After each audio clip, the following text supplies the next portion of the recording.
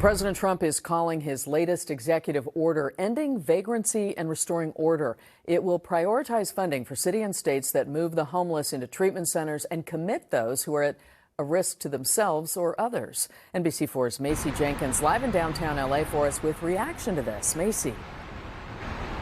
Hi, Carolyn. Well, overall, this would make it easier for cities and states to remove homeless people from the streets. President Trump saying this new approach is part of his effort to protect public safety. Now, this order titled Ending Crime and Disorder on America's Streets says in part, shifting homelessness individuals into long-term institutional settings for humane treatment through the appropriate use of civil commitment will restore public order. Surrendering our cities and citizens to disorder and fear is neither compassionate to the homeless nor other citizens.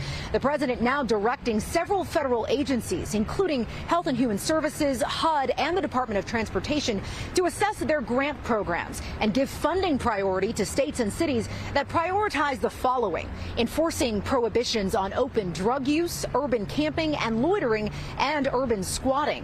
The order comes after the Supreme Court ruled last month that unhoused people can be arrested and fined for sleeping in public spaces. That decision overturned a lower court ruling that deemed the practice cruel and unusual punishment.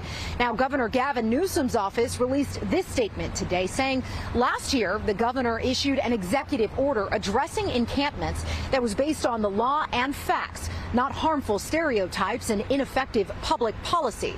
Like so many of Trump's executive orders, this order is more focused on creating distracting headlines and settling old scores than producing any positive impact.